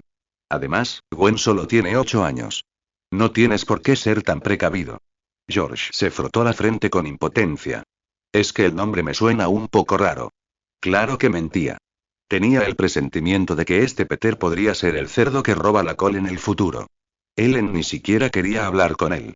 Desde que Gwen creció un poco, George se había vuelto algo paranoico. Ven a comer, seguro que has tenido un día largo. Te he traído tu comida favorita. Ya voy. Tras pasar una velada sencilla pero agradable con su familia, George bostezó al amanecer y volvió al trabajo. Terminó el papeleo y recogió a Edgar y Jonathan, guiando a los agentes hasta la mansión de Buck en Keynes. No te entretengas dentro. Avísame antes de ir a ningún sitio, ¿entendido? Le dijo George a Edgar. Entendido. Edgar miró a su alrededor. Nunca antes había estado en casa de Buck. George levantó la cinta policial de la puerta, indicándole a Edgar que entrara. En cuanto Edgar cruzó el umbral, la luz pareció perder su calidez y todo a su alrededor quedó envuelto en una atmósfera fría. Dentro de la villa, la decoración, el mobiliario y los enseres eran bastante modestos, totalmente desproporcionados con el glamuroso exterior. Edgar no se sorprendió. Aunque Buck era rico, era un avaro, y su tacañería lo había llevado a cometer muchos actos extravagantes. Estos sucesos siempre le hacían sentir que se dirigía al infierno, por lo que buscaba constantemente consuelo en la religión mientras continuaba su codiciosa búsqueda de dinero. Recordaba su primer encuentro con la secta del juicio final. Intentó unirse con un Rolex falso, pero un creyente discreto lo descubrió. Después de eso, se entusiasmó aún más con la secta del juicio final. En sus palabras, las grandes sectas tenían demasiados seguidores y no podían proteger a todos. Una más pequeña y poderosa era mejor. Además, la estructura corporativa de la secta del juicio final encajaba con los gustos de Buck. Sin embargo, Edgar pensaba que la razón por la que Buck se había unido era más bien para obtener un estatus similar al de una iglesia convencional, lo que requería gastar más dinero. Al llegar al lugar de la muerte de Buck, se encontró con un baño grande. Los diversos símbolos religiosos estaban intactos. Solo habían sacado el cuerpo. Aquí tienes algunas fotos de la escena. Dime qué te parecen de inmediato, dijo George, entregándole un fajo de fotos, sin apartar la vista de cada movimiento de Edgar. Al tomar las fotos, Edgar construyó una imagen mental de la muerte de Buck. La bañera estaba llena de sangre, y las indulgencias vaticanas se abultaban en su interior. Talismanes kármicos indios yacían esparcidos sobre la alfombrilla antideslizante, y la lejía corroía lo que parecía ser la palabra falso. Mantras budistas de renacimiento con pan de oro obstruían el desagüe, con algunos de los dientes de oro de Buck dentro. Un cabezal de ducha roto colgaba boca abajo, semejante a una cruz invertida. Un símbolo de luna creciente y estrella estaba incrustado en la tapa del inodoro. Las baldosas blancas y negras del suelo del baño se combinaban para asemejarse a un espejo yin-yang, reflejando la estrella de David en el techo. Buck estaba arrodillado en la bañera, con la cabeza inclinada hacia atrás, el cabezal de ducha roto golpeado contra su rostro. En su mano derecha, sujetaba una pistola bañada en oro, con una tarjeta de indulgencia que representaba una tierra negra insertada en el cañón. Un símbolo interno del culto del juicio final. Sus ojos, ya sin las limitaciones físicas, miraban fijamente al frente con la cabeza inclinada hacia atrás. Como doctor en estudios religiosos, Edgar reconoció muchos de los símbolos comunes a simple vista. Cristianismo, judaísmo, hinduismo, budismo, taoísmo, islam y Edgar no sabía qué decir. Incluso agradeció, en cierto modo, que Buck hubiera colocado la tarjeta de indulgencia del culto del juicio final junto a ellos. Sin embargo, algo parecía faltar y... ¿dónde estaba la cruz dorada invertida? ¿Y qué miraba Buck? Edgar se quedó junto a la bañera, girándose para mirar en la dirección general de la mirada de Buck, según su percepción. Debajo del tocador había un espejo de bronce. En el instante en que lo vio, Edgar tuvo una alucinación, regresando vagamente a la escena de su primer encuentro con lo misterioso. La puerta tras el espejo se abrió lentamente, revelando un infierno de fuego infernal, dentro del cual un demonio cornudo miraba fijamente a cualquiera que osara mirarlo a los ojos. En el instante en que la puerta se abrió, Xie Wimin comprendió las intenciones de Mephisto. Intentaba alterar la dirección de Mansu, dirigiendo sus portales directamente hacia el infierno. Al integrar el poder del infierno en Mansu, podría establecer un sistema vinculado a él, lo que le permitiría aprovechar su poder. En resumen, Mephisto planeaba convertirse en una sirena a tiempo parcial, una sirena del infierno, aunque quizá ni siquiera conociera el término sirena. Buena idea. Xie Wimin comprendió mejor la frase de Gui. Causar problemas dentro de las reglas del oponente. Pero ya que has hecho tu jugada, no me queda más remedio que aceptarla. Así, George, que observaba atentamente a Edgar, también vio la puerta reflejada en sus pupilas. Una voz resonó en su mente. ¿Te das cuenta de que has visto otro mundo? Por todo lo que tienes, debes interrumpir su mirada. ¡Pum! George, por reflejo, apartó la cabeza de Edgar de un manotazo, y Edgar cayó al suelo inconsciente. Antes de que Jonathan pudiera gritar, vio a George desplomarse también. El caos se desató en el baño cuando los agentes, pidiendo refuerzos, inmovilizaron a Jonathan contra el suelo. Jonathan miró con curiosidad a los dos hombres inconscientes. ¿Qué les había pasado? ¿Habían presenciado algo que no debían? George no estaba seguro de qué veía que no debería haber visto, pero veía mucho. Vagaba por un espacio gris, sin principio ni fin a la vista, solo los ocasionales espejos rotos demostraban que seguía avanzando. Las imágenes en los espejos eran muy extrañas, llenas de escenas que le resultaban familiares a George, pero que en realidad eran completamente ajenas. George incluso vio a su hija adulta vestida con ropas extrañas, deslizándose por las paredes como una araña gigante. Era difícil no fruncir el ceño ante tal escena. George siempre se había considerado bastante abierto de mente, pero este tipo de arte era demasiado vanguardista. Siguiendo adelante, George vio en los espejos figuras extrañas que parecían lagartos, figuras extrañas con un montón de brazos mecánicos clavados en la espalda y figuras extrañas con disfraces de araña roja, balanceándose por la ciudad. Espera, ¿y podría la última ser su hija? George se detuvo, y en un espejo parpadeante, vio al monstruo araña y a su hija uno al lado del otro. Antes de que pudiera siquiera recuperar el aliento, la escena cambió a la caída de Gwen. Una fuerte telaraña descendió del cielo, adhiriéndose al cuerpo de Gwen. La inmensa inercia de su repentina parada le rompió el cuello, y el crujido de su columna vertebral al quebrarse le destrozó el corazón a George. Inmediatamente después, George vio a otra versión de sí mismo asistiendo al funeral de Gwen. Tras un intento fallido de dispararse contra su lápida, renunció a la policía y formó un escuadrón anti-superpoderes. Comenzó a cazar al monstruo arácnido por todo el mundo, una visión que aterrorizaba a George, porque podía suceder de verdad. Además, a pesar de llamarse escuadrón anti-superpoderes, George sentía que esta versión de sí mismo también era un individuo con superpoderes. Tras el tiroteo, despertó la capacidad de controlar las balas. 6 pequeñas figuras, invisibles para la gente común y marcadas en sus cabezas, podían controlar fácilmente la trayectoria de las balas. Por lo tanto, este George siempre llevaba un revólver. ¿Qué es eso? Pistola sexy, así se llama. Resonó una voz. George giró la cabeza y vio a su otro yo frente a él. ¿Eres yo? George preguntó, mirando la figura cansada e inerte. Mi memoria me dice que sí, pero mi razón me dice que no. El nuevo George miró el espejo, ahora desolado. Mis recuerdos solo contienen información sobre George. Ni siquiera sé quién será el próximo presidente. Es difícil no pensar que quizá fui creado temporalmente. ¿Por qué haría esto? Preguntó George. Tal vez quería que te diera esto. El nuevo George sacó una flecha, que parecía desgastada. Al blandir el brazo, un tenue destello de luz apareció tras él. ¿Qué hay detrás de ti? Preguntó George, intentando ver con claridad. El nuevo George se apartó. También era un espejo, que reflejaba la cena de ayer, congelada en el momento en que Gwen se mostraba quisquillosa con la comida y Ellen la reprendía. Era un momento cotidiano y hermoso. Como hombre, como esposo, como padre, ¿qué has protegido? Exclamó el nuevo George, quebrándose y cuestionando a George en voz alta, como si se lo preguntara a sí mismo. George hizo una pausa de 2 segundos, luego se acercó, se agachó y se miró arrodillado. Te prometo que esa tragedia no volverá a ocurrir. Recogió la flecha. ¿Cómo se usa esto? Es un instrumento ritual para una ceremonia sencilla. Perforarse la piel voluntariamente permite aceptar la prueba, explicó el nuevo George, con la calma recuperada. Usarla tiene un precio. Las habilidades convencionales del errante y su potencial futuro se sacrificarán a cambio de una fuerza de combate potencialmente poderosa a corto plazo. ¿Errante? Sí, es un sistema similar al de los magos en la literatura. ¿Qué significa habilidades convencionales? ¿Comer? ¿Vestir? ¿Caminar? No, me refiero a la espiritualidad, el misticismo y la capacidad de usar otros rituales, que son más importantes. Ah. Sin dudarlo, George recogió la flecha y se la clavó en la palma de la mano.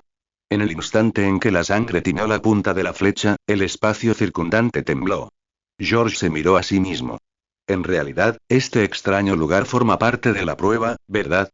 Su otro yo no respondió, sino que desapareció ante los ojos de George cuando el espejo se hizo añicos, dejando tras de sí un espejo de bronce impoluto. En el espejo de bronce, una figura bañada en luz blanca apareció tras George, empuñando 2 pistolas, con el sombrero calado hasta los tobillos y balas blanquecinas girando en los cañones. ¿Guardia de la luz sagrada? Creí que sería la pistola sexy. El guardián de la luz sagrada no habló. No podía hablar, simplemente alzó su arma y apuntó al espejo de bronce. ¡Bang! Una bala giratoria hizo añicos el espejo, despertando también a George. Al abrir los ojos, se encontró tumbado en una cama de hospital, con una preocupada Ellen a su lado. ¿Qué hora es? Preguntó George.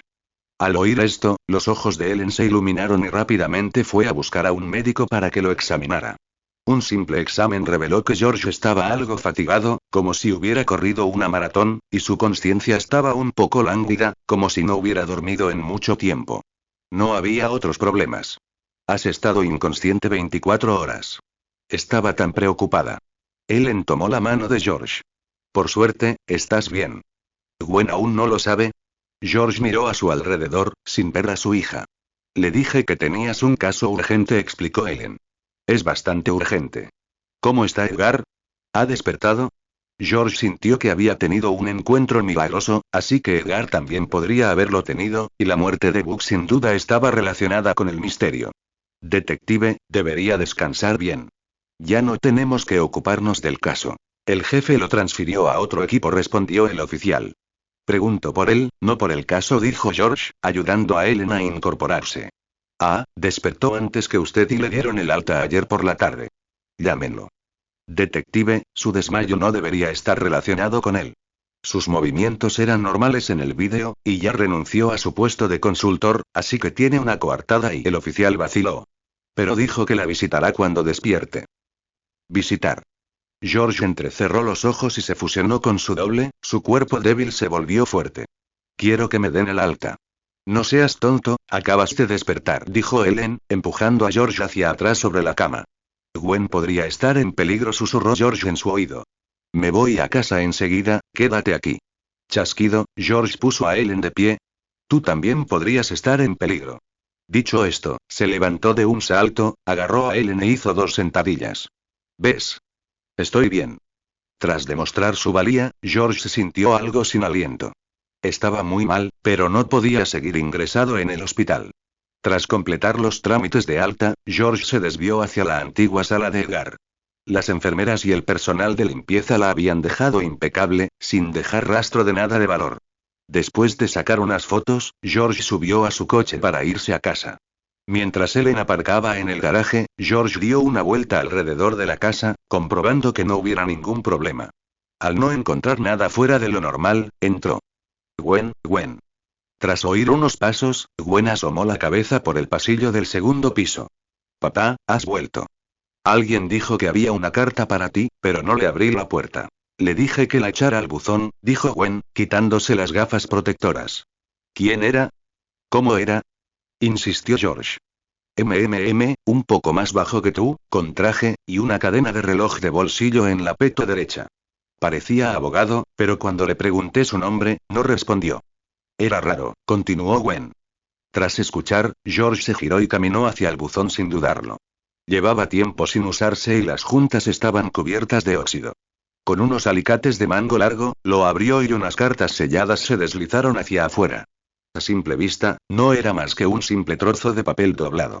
Pero tras desplegar su clon, desde la perspectiva del guardián de la luz sagrada, George pudo ver una niebla negra que emanaba de ella. Apretó ligeramente la mano derecha y una lanza invisible apareció en su palma. ¡Bang! La bala de luz impactó directamente contra la carta y rebotó. La carta se desplegó lentamente bajo el impacto. Estimado inspector. Ahora que ha abierto esta carta, imagino que también ha presenciado la existencia de otro mundo. Como seres humanos, es claramente irracional luchar entre nosotros. Por lo tanto, estoy dispuesto a hacer un pacto con usted. Le ayudaré a resolver el misterio de la muerte de Book a cambio de que ignore mis circunstancias especiales. Después de todo, no quiero tener ningún contacto con funcionarios del gobierno. Si está de acuerdo, firme a continuación. Un nombre ya figuraba al pie de la carta, la firma de Edgar, y una línea para firmar estaba trazada en el reverso. Los términos del pacto eran perfectamente razonables. Tener superpoderes y evadir al gobierno era una elección perfectamente normal. Pero me niego. Apretó el gatillo repetidamente, y rayos de luz se dispararon hacia la carta. En el último momento, uno fue atraído por una fuerza invisible y aterrizó en la línea de la firma. Entonces, la carta quedó completamente destruida. George hizo una pausa, sintiéndose engañado. Justo unos instantes antes, un símbolo extraño e indistinto había aparecido ante sus ojos.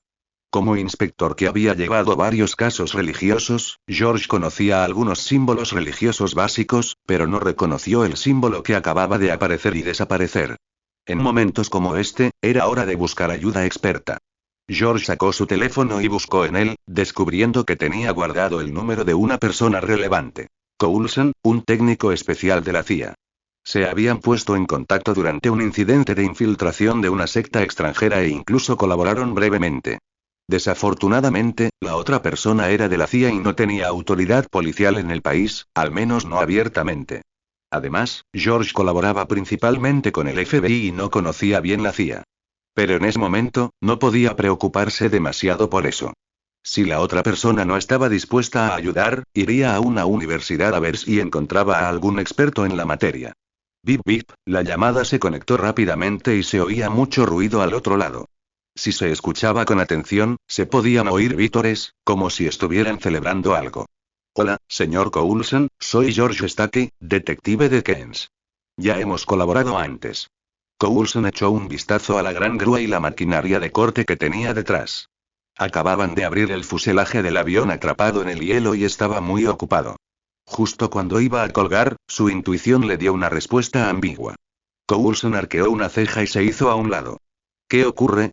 Bueno, he tenido algunos sucesos relacionados con la religión y quisiera consultarle algo. Un momento. Coulson sacó una moneda, concentró su energía espiritual y comenzó a adivinar. ¿Debería ayudarlo? La moneda rebotó en el aire y una fuerza invisible la partió en dos. Una mitad se convirtió en cenizas y se esparció por el aire, mientras que la otra se derritió y cayó entre los copos de nieve. Inmediatamente después, Coulson sintió que su energía espiritual se agotaba de golpe y le dolía la frente. ¿Señor Coulson? George notó que la respiración al otro lado de la línea era agitada. ¿Qué pasó exactamente?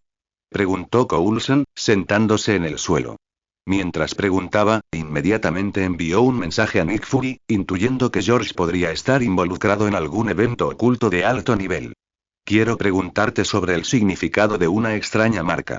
Parece un gusano, pero se mueve como si volara. Además, parece estar atrapado por alguna fuerza, con la cabeza y la cola juntas debajo del abdomen, como un anillo vertical. George intentó recordar la apariencia de la marca, pero se desvanecía cada vez más. Y Coulson se quedó sin palabras.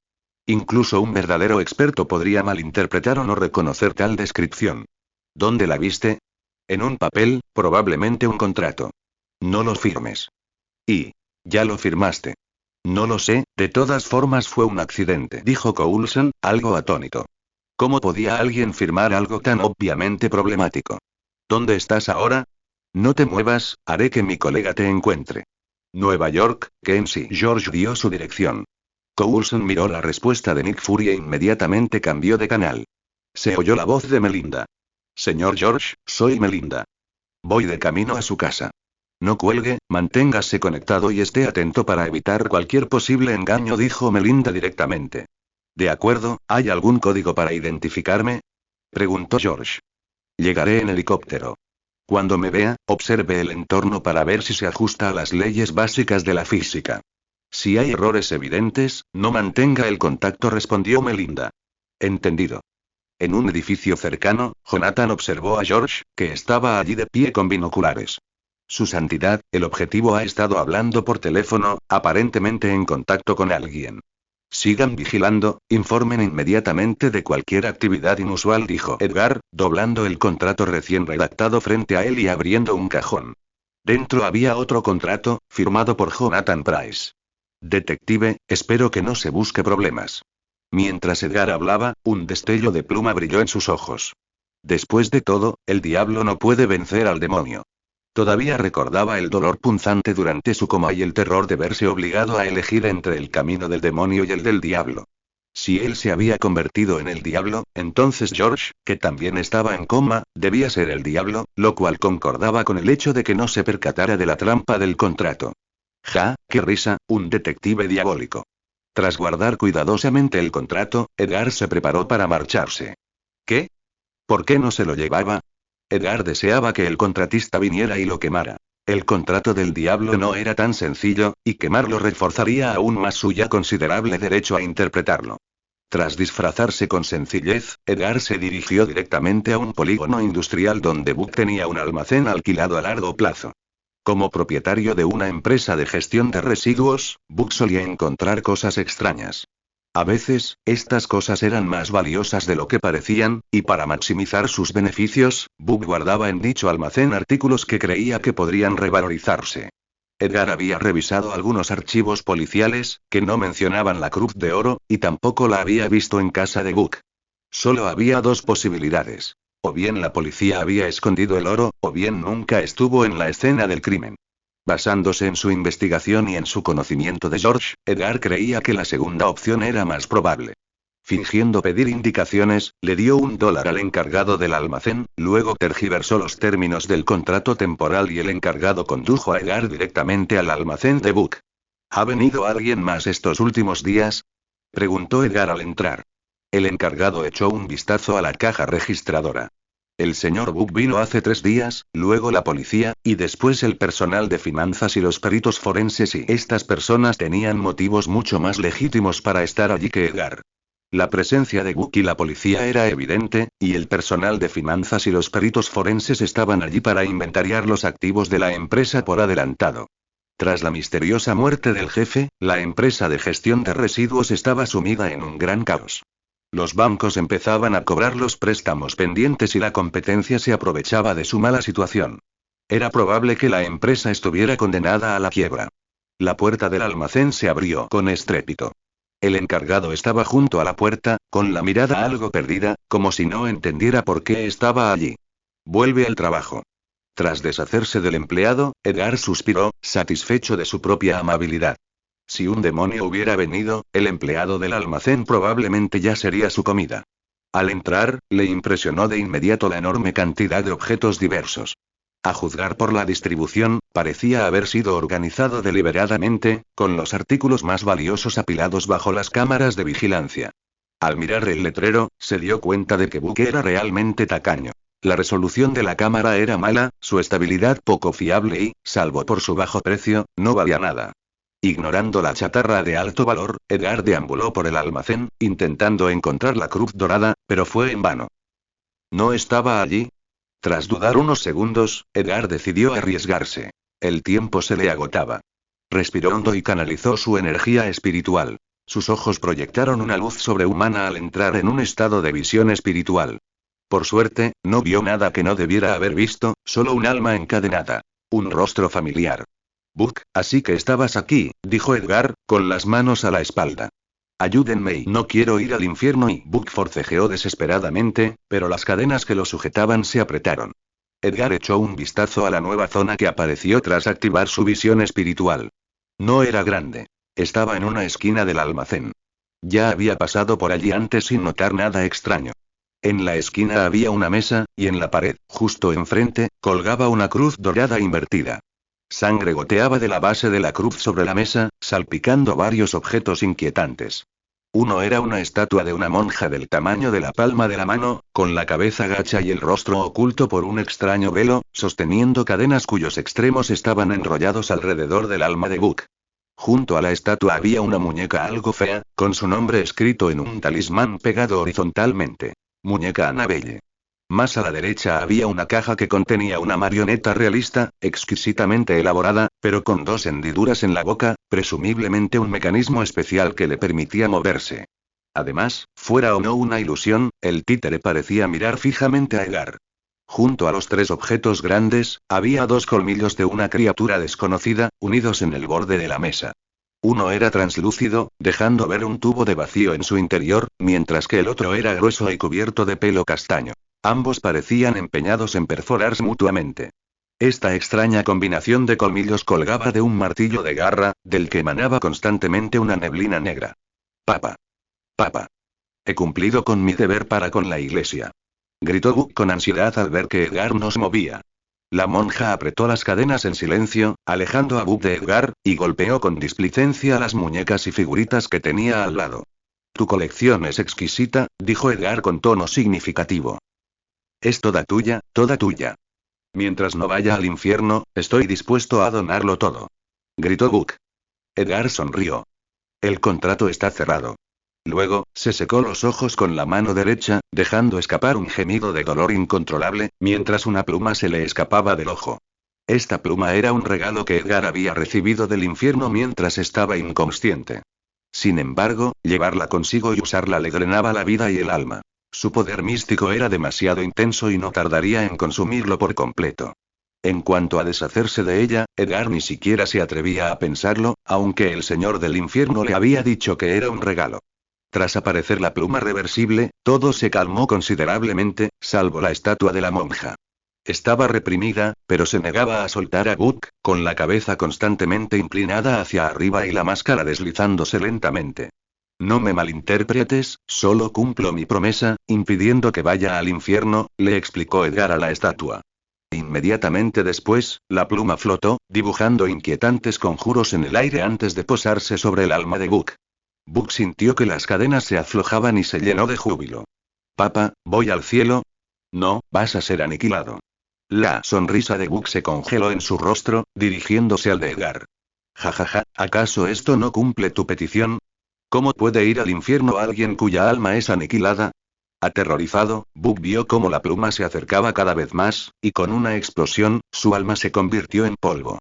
Habiendo cumplido el contrato, Edgar contempló a la extraña criatura que tenía delante. Legalmente hablando, esas cosas ahora le pertenecían. Edgar solo quería añadir un nuevo objeto para contrarrestar la pluma, no suicidarse. Si los tomaba todos, sentía que pronto se haría pedazos. Dudando un instante, Edgar cogió la estatua de la monja. Al fin y al cabo, era lo único que se había resistido a la supresión de la pluma. Luego, sin mirar atrás, se dio la vuelta y se marchó. Justo cuando iba a salir por la puerta, Edgar se acordó de George. Quizá también viniera al almacén. No podía dejar el resto en manos de un posible competidor. Hizo saltar una chispa entre el pulgar y el índice, lanzándola hacia el montón de chatarra. Las llamas gigantescas lamían todo en el almacén. El crucifijo que colgaba sobre la mesa se retorcía y contorsionaba, intentando escapar del fuego. Sin embargo, hilos surgieron de los extraños objetos que aún quedaban, atando el crucifijo con fuerza y fijándolo a las llamas. Edgar caminó a casa, sintiendo un escalofrío recorrerle el cuerpo incluso bajo la luz del sol. Abrió la boca y una corriente fría escapó de su garganta. La monja ya le había colocado cadenas alrededor del cuello, como una soga, apretándolas lentamente. Cof, cof, Edgar tosió mientras se pinchaba el cuello con una pluma, intentando aliviar el dolor de las cadenas. Un destello de preocupación cruzó sus ojos. El poder de la estatua de la monja parecía más fuerte de lo que había imaginado. Tenía que acelerar las cosas. Primero, suprimir o satisfacer la estatua de la monja. Luego, dominarla. Y finalmente, alcanzar un equilibrio entre la extrañeza de su cuerpo y su alma. Supresión, Edgar no sabía cómo hacerlo, pero tenía algunas ideas. Necesitaba un sacerdote hipócrita y caído en desgracia para calmar la sed de sangre de las monjas. No era difícil encontrar sacerdotes así en las iglesias de Nueva York. Como miembro del círculo íntimo, Edgar sabía lo astutos que eran. No negaba la existencia de sacerdotes que guiaban a la gente hacia el bien y defendían la doctrina, pero la mayoría eran escoria con esa máscara, haciendo cosas mucho más malvadas que él, el papa de una secta. Sacó su teléfono y localizó un monasterio y su centro de acogida infantil afiliado en el mapa electrónico. El monasterio de San Juan y el hogar infantil de San Juan. Justo cuando iba a hacer algunos preparativos, sonó una llamada. Jonathan. ¿Qué ha pasado? El helicóptero está aquí, y hay mucha gente extraña, la llamada se cortó de golpe. Edgar miró la pantalla, la arrojó directamente al cubo de basura más cercano y le prendió fuego. Ya que el detective George es tan terco, no me culpen. Cuando todo termine, serás el primer sacrificio. Un demonio seguramente traerá aún más poder. Mientras tanto, en Keynes, Natasha dirigió una redada en una casa. Agentes de SHIELD inmovilizaron a Jonathan en el suelo, aplicándole descargas eléctricas en el abdomen, lo que provocó que el abogado convulsionara. Natasha y Melinda intercambiaron miradas hacia la ventana. Parecía que este tipo había estado vigilando. En ese momento, un miembro del personal abrió una caja y colocó un detector con forma de ladrillo contra la frente de Jonathan. Bip bip bip, la pantalla del detector fluctuó, estabilizándose finalmente entre 2 y 3. Nivel 2 de CEM en el cerebro, otras áreas muestran poca reacción. Probablemente no sea un superhumano, probablemente esté siendo controlado, dijo el miembro del personal, levantando la vista. ¿Puedes determinar la fuerza y el sistema de la persona que lo controla? Continuó Natasha. No lo sé, no tenemos suficientes pistas, respondió el miembro del personal. La recopilación de datos de SHIELD aún era demasiado limitada. Sin embargo, una comparación directa revela que la lectura de la mano derecha de Melinda es de nivel 3, mientras que la llave en el cuerpo de Tony Stark es de nivel 5, que también es el límite de detección del detector. Un ritual o hechizo capaz de provocar una reacción de nivel 2 debe ser extremadamente peligroso. No muy lejos, en el jardín de George, tras echar un vistazo a la distancia, George miró a Melinda. ¿Lo capturaste? Sí, sin bajas, pero tendrás que volver a aprender el código Morse. Si no hubieras escrito mal 2 palabras, ni siquiera habría tenido la oportunidad de llamar. George había presentido el espionaje de Jonathan, pero el alcance del guardián de la luz sagrada era limitado y la distancia era demasiado grande. Solo podía esperar refuerzos. Por eso George estaba en el patio. Estar a la intemperie facilitaba llamar la atención y, por lo tanto, garantizar la seguridad de su familia. Tras recibir el mensaje cifrado de George, Melinda inmediatamente ordenó a Natasha que dirigiera una redada. George miró el helicóptero que sobrevolaba la zona y la placa en el pecho de Melinda, arqueando una ceja. Parece que no eres de la CIA. Melinda extendió la mano. Estrategia nacional, no importa, llámanos por nuestras siglas, somos de SHIELD. Sus manos se estrecharon y George sintió de repente una oleada de fuerza en su agarre. Aunque no entendía lo que sucedía, apretó también el suyo. Pronto, la fuerza en su mano fue suficiente para aplastar huesos. George canalizó al instante sus habilidades sobrehumanas, usando su fuerza física aumentada para resistir la presión. Bip bip bip bip. La lectura de su reloj se disparó, activando rápidamente una alarma. Bien. Exclamó Melinda, deteniendo la confrontación. La presión desapareció al instante y George se sacudió la mano dolorida. Lo siento, esta es mi habilidad. Aún no la controlo a la perfección, se disculpó Melinda. No te preocupes. ¿Está lista tu casa segura? Preguntó George con indiferencia. Al fin y al cabo, aún necesitaba su ayuda. Sí, está en Brooklyn. Mientras Melinda hablaba, Nick Fury también recibió los datos de la prueba. Sus habilidades físicas le permitieron resistir la mitad de la fuerza de la mano derecha de Melinda sin mostrar ninguna señal de lesión. Debía de ser un cultivador de un nivel considerable. ¿De verdad existe este mundo con tantas personas especiales? Nick Fury se frotó las sienes, sintiendo que las cosas se le acumulaban. Y Coulson había logrado rescatar a Rogers. Tras un chequeo médico, Rogers gozaba de buena salud y estaba siendo descongelado. Quizás sí debería formarse un equipo especial para gestionar estos asuntos. Pensándolo así, Rogers parecía un buen intermediario. La mayoría de la gente que conocía había muerto, lo que lo hacía menos susceptible a influencias externas, aunque aún conservaba una gran influencia. Su carisma y liderazgo a nivel de equipo eran considerables, y su experiencia en combate era muy amplia. Todo parecía bastante bueno. Lo único que quedaba por considerar era si aquel soldado de décadas atrás aún podría controlar a esos cultivadores rebeldes. ¿Y cuáles deberían ser las principales responsabilidades y poderes del equipo? ¿Quiénes deberían ser sus miembros y cómo debería llamarse? Una frase le vino a la mente a Nick Fury. Vengadores. Soltó una risita. ¡Qué nombre tan horrible! Vengadores y...